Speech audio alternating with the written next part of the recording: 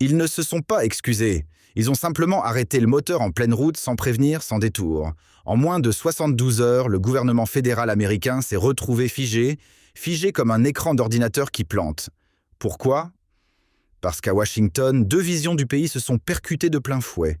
D'un côté, les républicains refusent de signer un chèque sans revoir toute la copie. De l'autre, les démocrates refusent donc de céder sur les priorités sociales. Résultat, plus de budget, plus de vote, plus de compromis. Le cœur administratif du pays s'est mis en pause et avec lui une partie entière de la vie américaine. Ce n'est plus un désaccord, c'est une suspension volontaire du système. Les États-Unis sont entrés dans une phase d'arrêt brutal et cette fois-ci, personne n'a la clé. Ce blocage ne touche pas seulement des institutions, il percute des vies.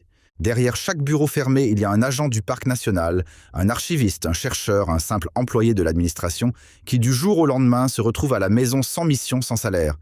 On parle ici de 750 000 personnes mises en pause, comme si l'État avait appuyé sur « off ». Dans un pays où les aides sociales peuvent être vitales, où un chèque en retard peut signifier des médicaments manqués, ou une facture impayée, cette paralysie a des effets réels. Ce n'est plus un débat entre sénateurs, c'est un choc direct dans la vie quotidienne. Et plus le bras de fer s'éternise, plus la confiance s'effrite section par section, comme une fracture qui se propage à travers tout le squelette du système fédéral. Mais ce qui frappe, c'est que ce chaos n'est pas arrivé par surprise. Depuis plusieurs mois, des signaux faibles laissaient de présager un affrontement budgétaire inévitable. Les débats s'envenimaient, les réunions s'enchaînaient sans issue, et à chaque échéance financière, le spectre du blocage revenait comme un boomerang. En vérité, cette crise est le fruit d'une mécanique bien huilée d'un côté, une opposition qui durcit le ton pour peser dans les négociations, de l'autre, une majorité qui refuse de reculer sur certains acquis. Le shutdown de 2025 n'est pas un accident. C'est l'aboutissement logique d'un bras de fer prolongé dont chaque coup avait été anticipé, calculé, parfois même scénarisé pour provoquer une rupture. Ce n'est pas un effondrement, c'est un verrou stratégique qu'on a laissé se refermer. Ce qui frappe surtout, c'est que l'impact dépasse largement les murs de Washington. Ce n'est pas qu'un blocage politique, c'est une onde de choc qui traverse tout le pays. À New York, dans le Minnesota, au Michigan, plus de 1,5 million de foyers sont touchés indirectement par les répercussions économiques, comme l'avaient montré les surtaxes imposées par l'Ontario dans un autre contexte. Le shutdown agit comme un ralentisseur massif dans la machine fédérale. Des aides sociales suspendues, des musées fermés, des parcs nationaux déserts, et surtout des fonctionnaires contraints de rester chez eux sans perspective de salaire. C'est comme si on avait volontairement mis le pays sur pause en sachant très bien que la reprise ne serait ni immédiate ni indolore. Là où l'État fédéral était censé garantir une continuité, il devient soudain le maillon le plus instable de toute la chaîne. Et pourtant, au lieu d'un sursaut politique, ce qui s'est enclenché, c'est une cascade de réactions improvisées. Pour tenter de limiter les dégâts, la Maison-Blanche a annoncé dans l'urgence une série de mesures temporaires. Mais face à une paralysie de cette ampleur, les rustines ne suffisent plus. Le Congrès, toujours divisé, peine à s'accorder sur un budget provisoire. Pendant ce temps, l'économie ralentit, la confiance des marchés chancelle et les entreprises publiques gèlent leurs projets. Selon le bureau du budget du Congrès, le shutdown précédent avait coûté 11 milliards de dollars à l'économie américaine, dont 3 milliards jamais récupérés. Et cette fois-ci, personne ne veut avancer de chiffres, mais tous s'accordent sur une chose. Chaque jour, de blocage amplifie la fracture entre institutions et citoyens. C'est une spirale où les décisions politiques deviennent des catalyseurs de pertes. Ce blocage budgétaire censé être temporaire révèle en réalité une fragilité bien plus profonde. Il ne s'agit pas seulement de lignes comptables suspendues, mais d'une chaîne entière de responsabilités brisées. Des hôpitaux publics continuent d'opérer, oui, mais sans savoir quand les salaires tomberont. L'armée reste mobilisée, mais dans l'incertitude totale. Les forces de l'ordre poursuivent leur mission, tout en sachant que chaque heure de travail pourrait ne jamais être payée. Ce n'est pas une fiction dystopique, c'est l'Amérique en 2025. Dans ce climat d'inconfort généralisé, la tension monte. Et plus inquiétant encore, les fonctionnaires pourtant piliers du système commencent à se détourner. Une enquête du Washington Monitor révèle que près de 18% d'entre eux envisagent désormais une reconversion hors du service public, comme si le cœur même de l'administration s'apprêtait à changer de cap. Et les premiers effets de cette paralysie ne se sont pas fait attendre. Dès le 3e jour du shutdown, plusieurs agences fédérales ont annoncé la suspension d'appels d'offres cruciaux. Le ministère de la Justice a averti d'un ralentissement des procédures judiciaires, tandis que des centres d'aide aux sans-abri n'ont plus les moyens de distribuer des repas. À mesure que les jours passent, le dysfonctionnement s'infiltre partout. Le symbole le plus frappant. Le site officiel du gouvernement américain US.gov affichait un simple bandeau mis à jour suspendu, en raison de l'arrêt de l'activité gouvernementale. Ce n'est plus une alerte, c'est une réalité assumée. Le pays le plus puissant du monde a fermé ses portes à ses propres citoyens et personne ne sait encore jusqu'à quand. Mais le plus alarmant, c'est que ce n'est pas la première fois que le pays plonge dans ce genre d'impasse. Depuis 1976, les États-Unis ont connu pas moins de 22 shutdowns.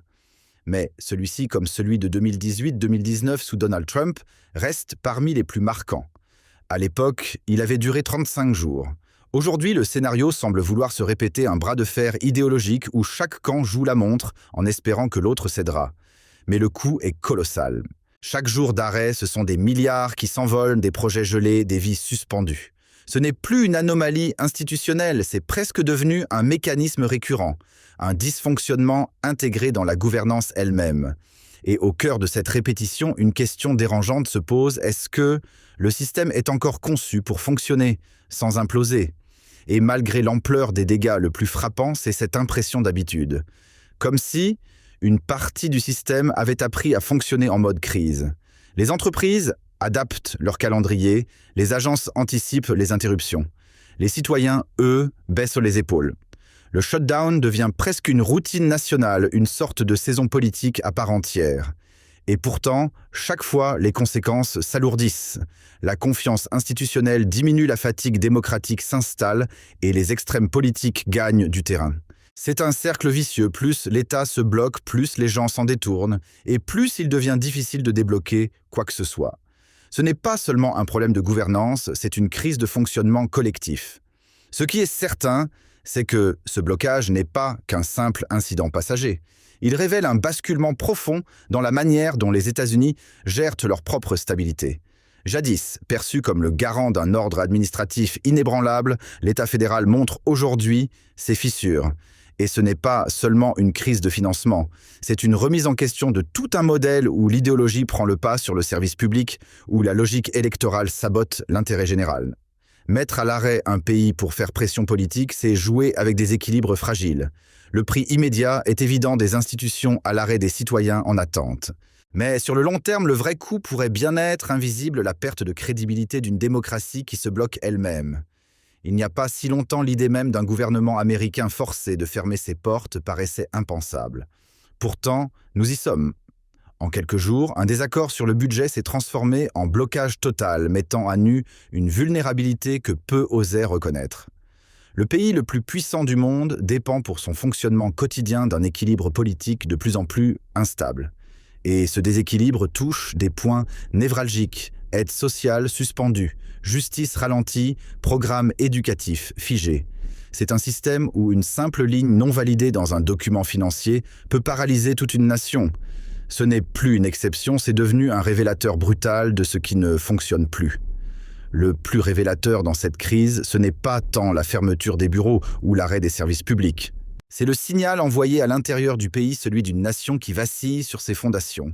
Le message est limpide. Il n'y a plus de garantie, plus de filet de sécurité institutionnelle. Lorsque deux parties incapables de dialoguer bloquent ensemble le fonctionnement du gouvernement, ce n'est pas seulement une impasse politique, c'est un aveu d'échec collectif. Le pays n'est plus tenu par des compromis, mais par des tensions. Et cette fois, aucune superpuissance étrangère n'est responsable. Le chaos vient de l'intérieur.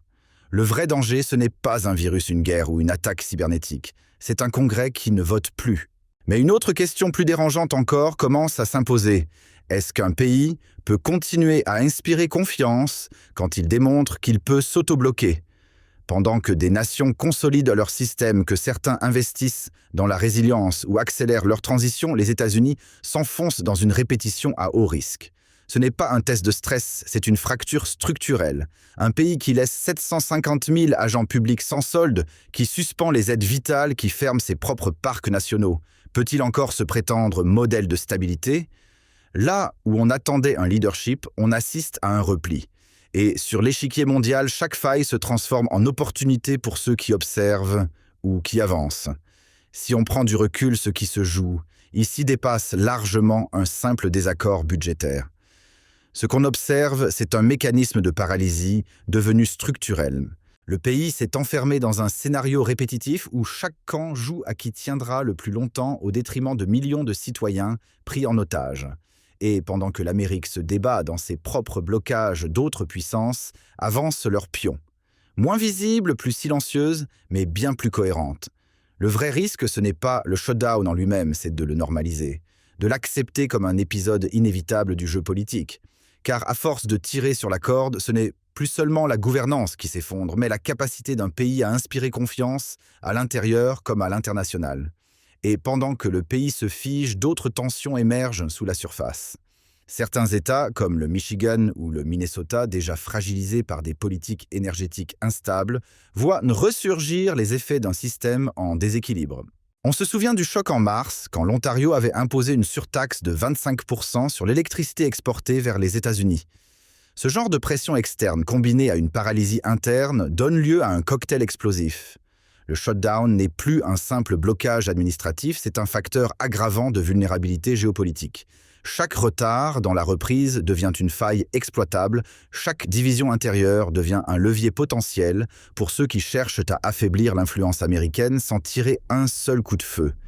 Car au fond, le shutdown n'est que la surface visible d'un malaise plus vaste.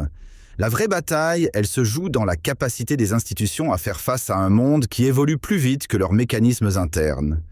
Les États-Unis se retrouvent aujourd'hui dans une position paradoxale, puissance technologique incontestée, mais fragilisée par une gouvernance qui patine.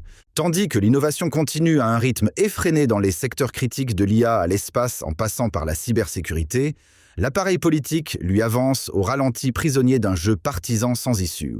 Et pendant ce temps, d'autres dessinent leur propre trajectoire plus cohérente, plus unifiée. Le danger, ce n'est pas seulement de rester à l'arrêt, c'est de se faire doubler sans même entendre le moteur. Si rien ne change, les États-Unis risquent de devenir spectateurs d'un monde qu'ils ont pourtant contribué à construire. Chaque cycle de shutdown n'est pas seulement un arrêt temporaire, c'est une brèche qui s'élargit dans leur capacité à imposer un cap. Pendant ce temps, les grandes décisions globales ne patientent pas. Qu'il s'agisse de réguler l'intelligence artificielle, de sécuriser les chaînes logistiques ou de définir les protocoles numériques, ceux qui avancent rapidement imposent leurs standards. Et là, le danger devient systémique. Deux visions du monde commencent à s'opposer. L'une embourbée dans ses conflits internes, l'autre organisée, déterminée, stratégique. Et dans cette bataille silencieuse pour écrire les règles du XXIe siècle, l'Amérique n'a pas droit à l'erreur. Et pendant que les institutions s'enlisent, ce sont les citoyens qui paient la facture. Le shutdown ne se contente pas de geler les lignes budgétaires, il désorganise le quotidien. Des aides sociales retardées, des traitements médicaux suspendus, des étudiants privés de bourses ou de logements universitaires. En quelques semaines, l'effet domino devient implacable. Le coût réel ne s'affiche pas sur les graphiques économiques, mais sur les visages des familles qui ne peuvent plus remplir leur frigo ou payer leur loyer. Et plus inquiétant encore, c'est cette impression de déjà-vu. Une répétition qui banalise l'exceptionnel. Une spirale où les droits deviennent variables, les services incertains et la stabilité, une illusion. En 2025, on ne peut plus faire semblant. L'arrêt du gouvernement américain n'est pas un simple dysfonctionnement, c'est un révélateur.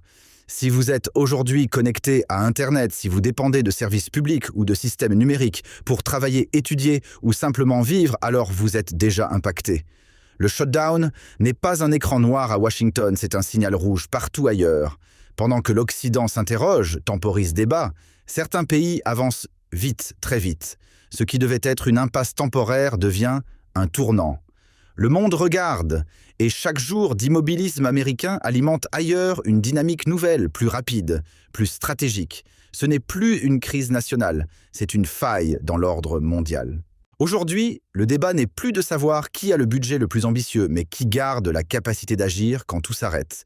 Car ce que révèle ce shutdown, ce n'est pas simplement un blocage institutionnel, mais un basculement dans le rapport au pouvoir, qui contrôle encore le narratif, qui inspire confiance dans les grandes transitions du siècle, qu'il s'agisse d'écologie de numérique ou de sécurité, pendant que l'Amérique se cherche, les autres imposent leurs règles. L'incertitude américaine devient un vide stratégique que d'autres s'empressent de combler. Ce n'est plus une affaire de technologie ou de chiffres, c'est une bataille de modèles. Et dans cette guerre douce mais décisive, l'inaction devient un choix lourd de conséquences. Ce qui vient de se passer n'est pas qu'un épisode de plus dans l'actualité politique américaine. C'est peut-être le signe que le modèle vacille, que l'équilibre si souvent vanté devient instable. Alors si cette analyse vous a permis d'y voir plus clair, de comprendre les enjeux cachés derrière les rideaux de Washington, n'oubliez pas de soutenir notre travail. Abonnez-vous, partagez cette vidéo et dites-nous en commentaire, pensez-vous que les États-Unis pourront encore se relever sans changer de logiciel politique ? On se retrouve très vite pour continuer à décrypter ensemble ce monde en mouvement. Prenez soin de vous et de votre esprit critique.